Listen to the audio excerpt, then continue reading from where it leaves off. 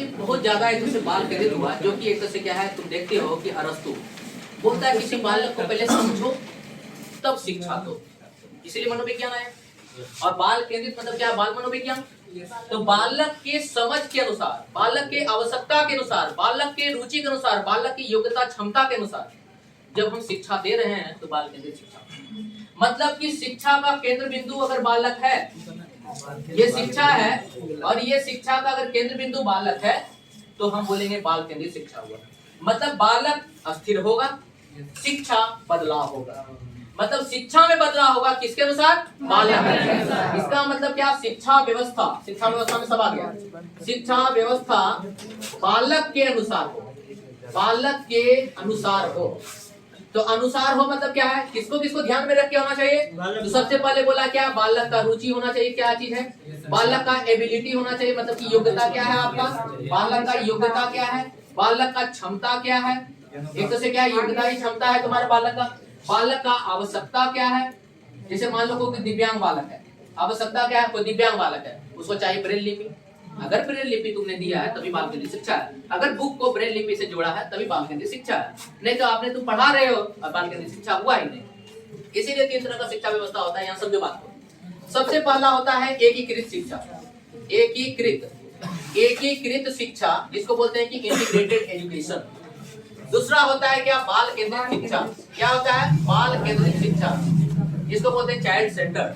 और तीसरा होता है आपका प्रगतिशील शिक्षा, प्रगतिशील शिक्षा जो कि यहीं पे है। इन तीनों अंतर समझना क्या है। एकीकृत शिक्षा में है क्या कि सभी बालक को, सामान्य बालक और स्पेशल बालक दोनों को एक साथ पढ़ाए हैं, लेकिन उसके आवश्यकता को ध्यान में नहीं रखा गया। दोनों को पढ़ा तो रहे हैं लेकिन आवश्यकता को ध्यान में रखे। जब आवश्यकता को ध्यान में रखे तो पढ़ाने का क्या मतलब है, आप बोल रहे हो और अधिक पहरा जो है सुनिए दे रहा है, तो क्या फायदा पढ़ाने का, उससे बढ़िया घर में रहता। इसका मतलब उसकी आवश्यकता को ध्यान में रख के ना पढ़ाए तो उसको बोलते हैं एकीकृत शिक्षा, जो कि अक्सर बिहार सरकार के गवर्नमेंट में होता है। बिहार स्कूल में ये सब हो रहा है कि बोरा लेकर आया, अरे बैठो जहाँ बैठना बैठो, हम आ रहे हैं 5 मिनट में। खैनी लटाया उधर से, हाँ बोलो क्या दिए थे कल याद करने, ए सोहन चलो पढ़ो तुम, हो रहा है यहाँ पे, हाँ मैडम जी कहाँ है, हो रहा है। इसका मतलब हो रहा है ना, इसका मतलब क्या, आवश्यकता, बालक की आवश्यकता को ध्यान में नहीं रखा, टीचर अपने आवश्यकता को ध्यान में रखा कि हमको क्या जरूरी है, तो उसको बोलते हैं क्या, एकीकृत शिक्षा, जो कि आपका क्या है कि एक तरह से सरकारी विद्यालय जो कि बिहार स्कूल में होता है। लेकिन यहीं पे बाल केंद्रित शिक्षा में क्या होता है कि बालक के आवश्यकता को ध्यान में रखे। अब यहाँ पे क्या हो गया कि बालक का जो भी नीड है, बालक का जो भी नीड है उस नीड को ध्यान में रखेंगे। जैसे यहाँ पे क्या है, शिक्षण सहायक सामग्री को लाएंगे। यहाँ पे क्या है, सामग्री को, सामग्री में सब आ जाएगा कि नहीं। यहाँ पे आपको क्या है कि ग्लोब लाएंगे मानचित्र को दिखाने के लिए, मान लो क्या उसको गणित को सिखाने के लिए गिनतारा लाएंगे। यहाँ पे क्या है, बच्चे को घोड़ा दिखाने के लिए यहाँ पे क्या लाएंगे, टीवी लाएंगे, ताकि टीवी के माध्यम से, ताकि क्या है कि समाचार के माध्यम से सकता है, पत्रिका के माध्यम से, मतलब जितना भी सामग्री आसान कर सकता है अधिगम को सब यहाँ लाएंगे। इसीलिए बोलते हैं कि बाल केंद्रित शिक्षा समावेशी शिक्षा को जन्म देता है। और समावेशी शिक्षा में है क्या, बाल केंद्रित शिक्षा ही है, लेकिन उसमें क्या है, अलग अलग बालकों के बारे में पढ़ते हैं, बस अंतर इतना ही है। तो ये याद रखो क्या है, जो भी स्कूल एक तो से क्या प्राइवेट है, जो भी प्राइवेट स्कूल है तो वो अपने बच्चों को ध्यान में रखता है कि नहीं। ये बताइए, इसके ये नहीं पढ़ाती, इसके घर के बोले के गार्जियन को तो बुलाते हैं ना, पूछेंगे हम गार्जियन से कि आपका बेटे काहे नहीं पढ़ रहा है, मतलब गार्जियन से बात हो रहा है ना बेटे के लिए। यार यहाँ पे सरकारी विद्यालय में ऐसा हो रहा है, नहीं हो रहा है। इसलिए यहाँ पे क्या, प्राइवेट विद्यालय कम से कम इतना तो है कि बालक के अनुसार कम से कम शिक्षा दिलवा रहा है। लेकिन ये भी नहीं है, क्योंकि एनसीएफ 2005 बाल केंद्रित शिक्षा को भी नहीं मानता है। वो मानता किसको है, प्रगतिशील शिक्षा, क्योंकि एनसीएफ 2005 बोलता है कि प्रगतिशील शिक्षा का मतलब यही होता है कि अगर बालक को जो काम करवा रहे हो उसके साथ साथ एक्टिविटी को भी शामिल करो। क्योंकि एनसीएफ 2005 में एक्टिविटी भी शामिल हुआ था, जो कि आपका जो ईवीएस का बुक है, ईवीएस के बुक में पहले चैप्टर हुआ करता था, उस चैप्टर या कोई बुक में पहले चैप्टर हुआ करता था, उस चैप्टर में जो है अभ्यास प्रश्न में एक्टिविटी को जो शामिल करने का काम किया जाता था एनसीएफ 2005। इसलिए एनसीएफ 2005 बोलता है कि प्रगतिशील शिक्षा को मानो। तो प्रगतिशील शिक्षा क्या है, यही जॉन डीवी है।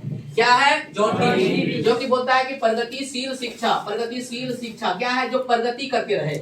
ऐसा नहीं कि आपने एक किताब को बना दिया, ये किताब 10 साल चल रहा है, ऐसा भी नहीं होना चाहिए। ये किताब क्या है, सालों साल चेंज होना चाहिए, ताकि देखिए इन किताब में बालक की आवश्यकता को ध्यान में रखे कि नहीं।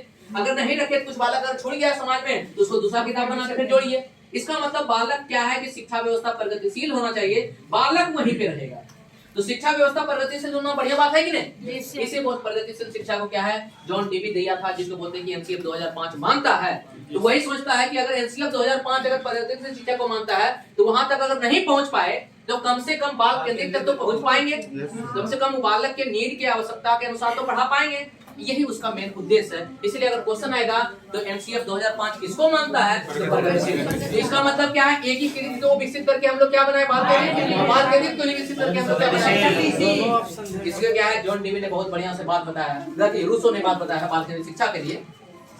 ये बोला था कि बालक अपने आप में एक पहेली है और उस पहेली को एक टीचर को समझना चाहिए। अगर जो टीचर उस पहेली को समझ जाएगा, इसका मतलब क्या है, बालक का अनेक संभावना है, उसको ये समझ में आ जाएगा। तो एक बालक तेंदुलकर भी बन सकता है, बस खाली टीचर को ये समझने भर देगा। वही बोला है कि बालक में अनगिनत क्षमता है, बस उसको समझिए और समझिएगा तो सब अधिगम आपका आसान हो जाएगा। बाकी बात वही दे रहे हैं जो एक एग्जांपल आपको देते थे कि टीचर के आवश्यकता के अनुसार पढ़ाए तो बालक ऐसे करके खड़ा है और टीचर ऐसे करके ज्ञान देना है। तो ज्ञान बिना पूछे देना शिक्षा केंद्रित, ज्ञान पूछ के देना बाल केंद्रित। और प्रगतिशील शिक्षा में क्या है कि ज्ञान देने के पहले बालक को छूट छोड़ना कि तुम ज्ञान का निर्माण खुद से करो, एक्टिविटी के माध्यम से करो, यही प्रगतिशील शिक्षा हो गया ना। शिक्षा में किन किन चीजों का ध्यान रखा जाता है और बाल केंद्रित शिक्षा का क्या क्या विशेषता है, इसमें आपको बताएं कि बाल केंद्रित शिक्षा इसलिए दिया जाता है ताकि बालक को स्वावलंबी बनाए। स्वावलंबी करने का मतलब कि उसमें कॉन्फिडेंस आ सके। अगर कोई बालक की क्षमता को समझे कि वो बालक मैथ में बहुत तेज है और हिंदी का टीचर आके हिंदी वाला पूरा उसको मार रहा है, बोलता है कि दिमाग ला और उसका मैथ में दिमाग लगा है, इसका मतलब हिंदी वाले टीचर अगर उसको समझ हिंदी वाला शिक्षक अगर उसको समझ लें कि बालक को मैथ अच्छा लग रहा है, हिंदी अच्छा लग नहीं रहा है, इसका मतलब हिंदी जो है मैथ के रास्ते पढ़ाना पड़ेगा। इसका मतलब कि जो उसमें काबिलियत है उसी को सीढ़ी बनाना पड़ेगा। मैथ को हिंदी बना देना। तो ये सही तो बोला है। तुमको हम कुछ बोले कोई बोल रहा है, एकदम नहीं बोल रहा।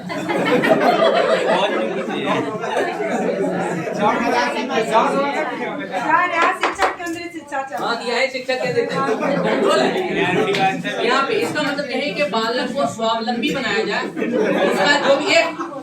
उसका जो भी है बुला दीजिए, जो इधर देख रहा है सब बुला दीजिए एक बार कैमरा। हाँ सबका है। तो यहाँ पे क्या है बाल केंद्रित शिक्षा में आपको विशेषता बताया, देखो थोड़ा सा पढ़ने पे ध्यान दो, ये लेकिन टाइम चल जाए तुम ले ही नहीं पाओगे। बाल केंद्रित शिक्षा में विशेषता यही है कि बालक को अनुशासित रखा जाएगा। अनुशासित कब रखा जाएगा? अभी प्रियंका कुमारी आई है यहाँ पे रिकॉर्डिंग हो जाएगा है, तो उसके विशेषताओं को क्या करना चाहिए, यूज करना चाहिए। एक टीचर कम से कम ये बताया कि आप में ये गुण है, तो बालक को लगा हम में है गुण, ऐसा नहीं है तो हमसे कुछ है, तो वो लगेगा। इसका मतलब वो बालक पढ़ने में रुचि लाएगा। इसका मतलब बालक अनुशासित भी रहेगा, नियमित कंट्रोल में भी रहेगा। कंट्रोल गलत शब्द है, लेकिन क्या है विशेषताओं से प्रेरित होकर कंट्रोल में होना वो गलत नहीं है, अनुशासित होना। इसका मतलब कि बालक इन सब चीजों का ज्ञान होगा और बालक क्या है अपने आप में कॉन्फिडेंस होगा क्योंकि उसके क्षमता को बढ़ाने का काम किए हैं। और क्षमता जब बढ़ेगा इसका मतलब क्या स्किल्ड बालक होगा, हस्तपरक शिक्षा कर पाएगा। इसका मतलब बाद में जब वो पढ़ के निकलेगा तो उसको ये डर नहीं होगा कि सरकार हमको नौकरी देगा कि नहीं देगा, वो अपना लालन पालन खुद से कर सकता है। इसलिए बाल केंद्रित शिक्षा का मेन उद्देश्य होता है कि बालक को एक से क्या है कौशल पूर्ण शिक्षा देना, मतलब उन शिक्षा का क्या होना चाहिए व्यवहारिक जीवन में यूज होना चाहिए। बस मेन मकसद यही है। क्लियर है? अब इसका कुछ ना कुछ सिद्धांत दिया गया, वो क्या है? आपको सबसे पहला सिद्धांत ये बोले हैं कि एक से बालक के ज्ञान मतलब कि बालक का पूर्व ज्ञान। तो बालक का पूर्व ज्ञान सबसे पहले बाल केंद्रित शिक्षा में यही होना चाहिए कि हम जो पढ़ाने वाले हैं बालक को और जो पहले पढ़ के आया है, दोनों में जब तक रिलेशन नहीं डालेंगे तो बालक सीखने के लिए तत्पर नहीं होगा। इसलिए बोलते हैं कि एक टीचर को क्या आता है कि एक से टीचर को जब बालक को पढ़ाना है तो बालक के साइकोलॉजी का ज्ञान होना चाहिए, मतलब कि बालक के अवचेतन मन का ज्ञान होना चाहिए, क्योंकि आपको साइकोलॉजी या मनोविज्ञान ही बालक को समझने लायक बनाता है। और समझ के उसमें पूर्व ज्ञान को समझ के तब नए ज्ञान को अगर देते हैं, इसका मतलब बालक उसमें रुचि दिखाता है, पढ़ने में तत्पर होता है। इसमें बताया थे कि आप पूर्व ज्ञान को नए ज्ञान से जोड़ना, तब कब जोड़ेंगे जब तुम बालक को समझे हो तब ना। अब बालक को कंसीडर नहीं किया, बोलेंगे बालक तुमने घोड़ा देखा? नहीं, हम पढ़ा रहे हैं घोड़ा के बारे में। लेकिन वही बालक घोड़ा के बारे में बोलेंगे तुम बताओ चाह रहे हैं, तो कम से कम उसका जो पूर्व ज्ञान है वो तो बाहर निकलेगा तो उसको मतलब क्रियाशील हो गया, अब वो चीजों को समझ सकता है। इसलिए बोलते हैं बाल केंद्रित शिक्षा। मतलब पूर्व ज्ञान। दूसरा क्या था, बालक का पाठ्य पुस्तक। पाठ्य पुस्तक करने का मतलब क्या, कोई भी पाठ्य पुस्तक अगर करते हैं तो कम से कम लचीलापन होना चाहिए, जो कि हम यही एनसीएफ 2005 में बताया थे। क्योंकि पाठ्य पुस्तक में बालक जिस समाज से आया है, जिस परिवेश से आया है, उस परिवेश का समावेश होना चाहिए। कि मतलब कि जिस समाज से उठ के आया, उदाहरण भी उसी समावेश का होना चाहिए। एक तो से क्या है, चित्र भी उसी समावेश का होना चाहिए, कहानी भी उसी आपका समाज का होना चाहिए, ताकि बालक उन चीजों को जोड़ के समाज के साथ देख सकता है। और डेली लाइफ में जब स्कूल आ रहा है तो वो रास्ते से गुजरेगा तो उसको देखेगा किताबों में पढ़े हैं और हकीकत में भी ये है। इसका मतलब ज्यादा उसको सीखने का मौका मिलेगा। इसका मतलब बालक का एक तो से क्या है, जो पाठ्य पुस्तक होगा, सिलेबस होगा, वो लचीलापन होगा। तो पाठ्यचर्या जो होता है वो एक तो से दो तरह का होता है। सब जो क्या आपको उस समय भी बताए थे, लेकिन अभी बताते हैं। जैसे व्यापक शब्द देखो, अंसारी कुमार कहाँ है? जी सर। अंसारी वो एक गलती कर दिया कि व्यापक मतलब क्या होता है। तो व्यापक मतलब क्या है, सभी चीज का समावेश। वही सभी चीज का समावेश क्या है, वही पाठ्य पुस्तक है। देखो यहाँ पे क्या है, पाठ्यचर्या। पाठ्यचर्या जो होता है वो दो तरह से मिला होता है, जिसमें एक होता है कि पाठ्य पुस्तक, एक क्या होता है, पाठ्य पुस्तक। पाठ्य पुस्तक मतलब जो तुम्हारा बुक है, जिसके क्या है संज्ञानात्मक विकास होता है, जिसमें कोऑर्डिनेटिव डेवलपमेंट है, संज्ञानात्मक विकास होता है। संज्ञानात्मक मतलब ज्ञान। तो पाठ्य पुस्तक तुमको ज्ञान देता है, लेकिन इन ज्ञान को अस्थायी बनाने के लिए एक और है, जिसको बोलते हैं क्या, एक्टिविटी। क्या बोलते हैं, एक्टिविटी, जिसको बोलते हैं गतिविधि। तो गतिविधि क्या करता है कि इन ज्ञान को अस्थायी बनाने का काम करता है, मतलब कि अधिगम करने का काम करता है। तो जो भी इसको बोलते हैं क्या, कि एक तो से क्या है, जो भी, जैसे मान लो कि योग है, ठीक है ना, जैसे मान लो एक्सरसाइज है, जैसे मान लो क्या है, खेल है, जैसे मान लो वीडियो गेम है, ये है, वो है, जैसे सांस्कृतिक एक्टिविटी है, नाटक प्रणाली है, ये सब क्या है, एक्टिविटी है। एक्टिविटी के माध्यम से जो ज्ञान है उसी ज्ञान को अस्थायी कर रहे हैं। इसका मतलब इन एक्टिविटी में दो चीज शामिल है। क्या क्या, एक तो आपका एक तो मानसिक यहाँ हो गया, एक आपका सामाजिक है, एक आपका क्या हो जाता है, सामाजिक, और दूसरा आपका क्या हो जाता है, शारीरिक। इसका मतलब शरीर का यूज करके हम लोग क्रिया कर रहे हैं और समाज का यूज करके ग्रुप में क्रिया कर रहे हैं। इसका मतलब सामाजिक भावना और शारीरिक भावना दोनों का विकास होता है, और यहाँ बच्चे का संज्ञानात्मक विकास होता है। बताइए, जो पाठ्यचर्या बनाया गया, पाठ्यचर्या में अगर लचीलापन है तो दोनों में लचीलापन दिखना चाहिए। अगर कोई बालक एक्टिविटी कर रहा है, फुटबॉल नहीं खेल पाता है, दिव्यांग, अगर कोई बालक दिव्यांग है, उसके लिए फुटबॉल खेलने के लिए दूसरा तरीका आना चाहिए, बच्चे आना चाहिए ना, बैडमिंटन ला दे, टेनिस खेल सकता है। इसका मतलब उसको बताइए, ये नहीं बोल सकते उसको डायरेक्टली बालक को कि आप ये नहीं खेल सकते। नहीं मतलब बातें नहीं आना। एक बालक में क्षमता है, पैरा ओलंपिक का गेम आया था कल एग्जाम में बीएस में, कि पैरा ओलंपिक में क्या हो रहा है, दीपा मलिक, वो क्या है, शॉर्ट पुट थ्रो, वो क्या कर रहा है कि पैरा ओलंपिक में, जो कि दिव्यांग से क्या है, लड़की है, वो क्या कर रहा है कि जीत के ला रहा है अवार्ड। इसका मतलब कभी भी टीचर होने के नाते आपको इस सब चीज रुकावट नहीं करना चाहिए या अवरोध नहीं पैदा करना चाहिए, ताकि बच्चे क्या है, विकास तेजी गति से हो। पाठ्यचर्या इसी में बच्चे का क्या होता है कि एक तो मानसिक स्तर भी समझ सकते हैं कि बच्चे का मानसिक स्तर क्या है, लेवल क्या है, क्षमता क्या है। तो उसी के लिए एक दूसरे के बच्चे को इन सब चीज समझने के लिए सबसे पहले स्कूल व्यवस्था होना चाहिए, अनुशासन होना चाहिए। तो वही आपका क्या है, अनुशासन या व्यवस्था। तीसरा पॉइंट क्या हो जाता है आपका, अनुशासन या व्यवस्था। मतलब कि बच्चे में जो अनुशासन या व्यवस्था होना चाहिए। क्यों, कोई भी स्कूल को सुचारू रूप से चलाने के लिए उसमें क्या होना चाहिए, अनुशासन भी होना चाहिए। मतलब अनुशासन जिसको बोलते हैं नियंत्रण होना चाहिए, और व्यवस्था सुचारू होना चाहिए। तो जो नियंत्रण या अनुशासन बच्चा होगा वो कैसे होगा, कि ये टीचर के माध्यम से होगा। तो टीचर के माध्यम से कंट्रोल में कैसे बच्चा आएगा, वही कंट्रोल में कैसे आएगा, तो उसके विशेषताओं को ध्यान में रखे। तो बच्चे का जो गुण है उसके गुण को क्या है कि सामने ला के बच्चे को प्रेरित करें, ताकि बच्चा अनुशासित हो सके। क्योंकि जब तक बच्चा अनुशासित नहीं होगा, व्यवस्था उसका सही नहीं हो सकता है, सुचारू व्यवस्था नहीं हो सकता है। इसका मतलब क्लास में हल्ला गुल्ला हो, अब क्लास पिन ड्रॉप साइलेंट में सुन रहा है, दोनों में अंतर है कि नहीं। पिन ड्रॉप साइलेंट में सुनने का मतलब क्या है कि बच्चा खुद डिसिप्लिन में है, उसको लग रहा है कि हम अगर हम नहीं सुनेंगे तो एग्जाम हम पास नहीं हो सकते हैं, ये एग्जाम में 2-3 नंबर हमारा नहीं बढ़ेगा, इसलिए क्या वो सुन सकता है। इसका मतलब डिसिप्लिन खुद में खुद आ गया कि नहीं, क्योंकि उसमें कुछ कमियां था, कुछ विशेषता था, उसको ध्यान में रख के डिसिप्लिन में खुद आ गया। और अगर बालक नहीं भी आ रहा है तब पर भी टीचर का काम होता है कि इन चीजों का सामने लाकर बच्चे को क्या करें, हम अनुशासित करें। क्लियर है। और एक तो से क्या है, स्कूल व्यवस्था में क्या है, योगदान करें। जैसे मान लो कि बच्चा मंत्री ने फोड़ दे, ट्यूबलाइट ने फोड़ दे, पंखा ने तोड़ दे, तो माइक वगैरह इसके बोर्ड लगा हुआ है, वो सब इन सब चीजों का क्या है, अनुशासन होना बहुत जरूरी है। इसलिए बोलते हैं सबसे ज्यादा अनुशासन होना चाहिए। और अनुशासन किसके अनुसार होना चाहिए, प्रेरणा के अनुसार, मोटिवेशन करके। क्लियर है। इसी में अगला था आपका क्या, गृह कार्य। क्या था, गृह कार्य। मतलब कि बच्चे को अगर हम कुछ पढ़ा रहे हैं तो ऐसा नहीं कि एक क्वेश्चन बोले कि लिखो, सबके लिए यही 5 क्वेश्चन होगा, ऐसा नहीं होगा। क्योंकि बाल केंद्रित शिक्षा है, तो जो मंदबुद्धि बालक है उसके अभ्यास के लिए ज्यादा क्वेश्चन देना पड़ेगा, क्योंकि उसी चीज को बहुत बढ़िया से अस्थायी करने के लिए हम लोग जितना ज्यादा अभ्यास करेगा मंदबुद्धि बालक सीख सकता है। लेकिन मान लो कोई तेज विद्यार्थी बालक है, उसको चुनौतीपूर्ण ज्यादा काम देंगे, मतलब प्रोजेक्ट ज्यादा देंगे ताकि उसका दिमाग लगा, क्योंकि छोटा छोटा अगर आसान क्वेश्चन देंगे तो उसका क्या है, तुरंत ही बना के बैठ जाएगा, हरकत करने लगेगा इधर उधर, तो दिमाग कहीं और चल जाएगा। इसीलिए उन दिमाग को इंगेज करने के लिए, व्यस्त रखने के लिए क्या है, चुनौतीपूर्ण कार्य देते हैं, जो कि क्या है, क्या कार्य या गृह कार्य में भी अंतर देखने को मिलता है बाल केंद्रित शिक्षा के अनुसार। इसमें कुछ अलग अलग सिद्धांत है। सबसे पहले सिद्धांत में हम लोग पढ़ते हैं रुचि का सिद्धांत। मेन चीज जो है वो बता रहे हैं, रुचि का सिद्धांत। रुचि का सिद्धांत करने का मतलब यही है कि आपको ये बताता है बाल केंद्रित शिक्षा कि बालक को पढ़ाने से पहले शिक्षक की रुचि नहीं, बालक की रुचि ज्यादा इंपॉर्टेंट है। इसका मतलब कि आपको वरीयता किसका देना चाहिए, बालक की रुचि को, ना कि शिक्षक का। तो अगर बालक का मन पढ़ने में है साइकोलॉजी, तो आप हिंदी का टीचर आके हिंदी जबरदस्ती नहीं कर सकते, बालक को हिंदी पढ़ो, समझे? या तो बालक को उसमें छोड़ दीजिए, या तो उसके माध्यम से या उसको जानने का कोशिश करिए, या कि उसको टाइम दीजिए कुछ, तो वही पढ़ेगा, तब जल्दी सीख पाएगा।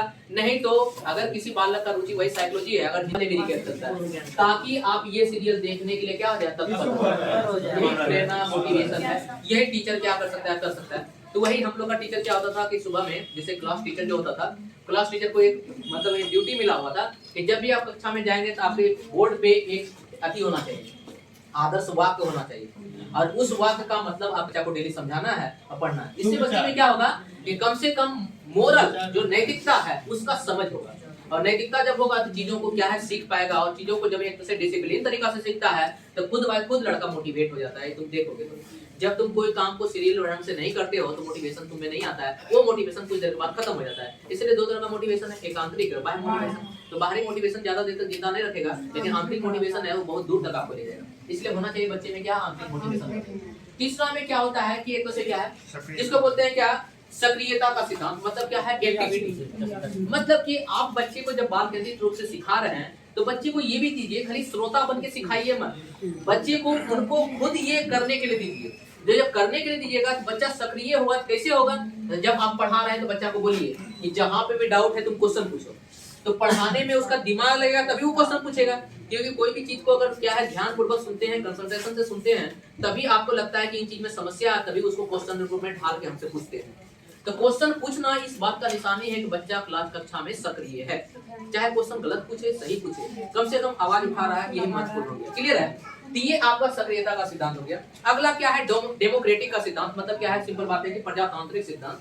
मतलब कक्षा का सिद्धांत ऐसा होना चाहिए, प्रजातंत्र होना चाहिए, मतलब सबको आजादी हो कि सब टीचर से समान मात्रा में क्वेश्चन पूछ सकता है। ऐसा नहीं कि कमजोर विद्यार्थी पूछा तो टीचर को पहले से लगा पूर्वाग्रह से कि ये विद्यार्थी का ताकतवर क्वेश्चन नहीं होगा, बेटा बाद में तुम पूछ लो। इसका मतलब ये सिद्धांत नहीं होना चाहिए, इसका मतलब ये नहीं होना चाहिए। आपको कक्षा में क्या है, समान भावना देना चाहिए। जैसे क्या है, वोट देने का अधिकार सबको है, चाहे वो अपंग है, चाहे वो दिव्यांग है, चाहे वो पढ़ा लिखा है, डॉक्टर इंजीनियर, सबका एक ही मतलब होता है, एक वो वोट देगा सबका एक ही नंबर गिनाएगा। उसी तरह यहाँ भी होना चाहिए कि जितना आपका महत्व एक तो से क्या है, तो जीनियस चाइल्ड देता है, उतना ही महत्वपूर्ण क्या है, मंदबुद्धि चाइल्ड है। ऐसा बालक को एक टीचर को समझना चाहिए और उसके अनुसार पढ़ाना चाहिए। इसी को बोलते हैं क्या है, तो लोकतंत्रता का सिद्धांत। अब यहाँ पे आता है क्या, जो जॉन डीवी ने बोला, तो जॉन डीवी ने वही बोला है जो बाल केंद्रित शिक्षा ने बोला है। बाल केंद्रित शिक्षा को जॉन डीवी ने बहुत बढ़िया तरीका से बताया है क्या, कि शिक्षा जो है वो त्रिध्रुवीय प्रणाली है। और त्रिध्रुवीय प्रणाली होने का मतलब क्या है कि शिक्षा व्यवस्था में 3 ध्रुव काम करता है, जिसमें कि आप एक ध्रुव पे शिक्षक को रखते हैं और दूसरे ध्रुव पे कौन रहता है आपका, मतलब एक ध्रुव पे आप क्या है, शिक्षक को रखते हैं, एक ध्रुव पे आप शिक्षक को रखते हैं और एक ध्रुव पे बालक को रखते हैं। मतलब क्या, बालक को रखते हैं, और तीसरे ध्रुव पे आपको क्या रहता है, पाठ्यचर्या जिसको बोलते हैं सिलेबस, मतलब कि सिलेबस को रखते हैं कि क्या पढ़ना है। इन तीनों चीजों मिलाते हैं तब जाके शिक्षा का निर्माण होता है, और उसी शिक्षा को बोलते हैं अधिगम, जब बालक के अनुसार होता है। तो यही शिक्षा अधिगम होता है, जो कि बोला कि इन्हीं 3 पिलर पे होता है। इसका मतलब कि टीचर यहाँ पे बालक फिक्स रहेगा, टीचर भी बालक के अनुसार चेंज हो और शिक्षा व्यवस्था भी बालक के अनुसार चल जाएगा, तो शिक्षा व्यवस्था खुद ही चेंज। क्लियर है? यही 3 ध्रुवीय प्रणाली को बहुत बढ़िया से जॉन डीवी ने एक ब्रिज के माध्यम से बताया, जो कि ब्रिज बताते हैं आपको कि एक बालक क्या है, जिसको क्या है कि जॉन डीवी ने बोला कि एक बालक एक वृक्ष के जैसा है, और एक टीचर एक क्या माली के जैसा है। एक टीचर एक माली के जैसा है कि उस माली इस वृक्ष को जितना ज्यादा एक उसे पालन पोषण करेगा, ये वृक्ष उतना फलेगा मिलेगा। कि ये जो खाद पानी ये सब देने वाला कौन होगा, शिक्षक। इसीलिए बोलते हैं कि ये आपका बालक है और शिक्षक की भूमिका है सुविधा प्रदान करने की। मतलब क्या है कि शिक्षक जो होगा वो आपका क्या होगा, सुविधा प्रदान करना, मतलब कि फैसिलिटेटर होगा। फैसिलिटेटर, मतलब कि शिक्षक जो होगा वो एक तो से क्या सुविधा प्रदान करने वाला होगा और सुविधादाता, और एक तो से बालक क्या होगा, बालक सक्रिय रूप से खोजकर्ता होगा। इसीलिए समस्या समाधान विधि में बोलता है कि बालक सक्रिय रूप से समस्या का समाधान करेंगे, खोज करें, जिसको कि जॉन डेवी ने दिया था। तो याद रखना यही सब चीज है जॉन डेवी का, जिसमें कि आगे हम लोग पढ़ते हैं, किसी को आगे जब पढ़ाएंगे तो बुद्धि चैप्टर आएगा, अब बुद्धि पर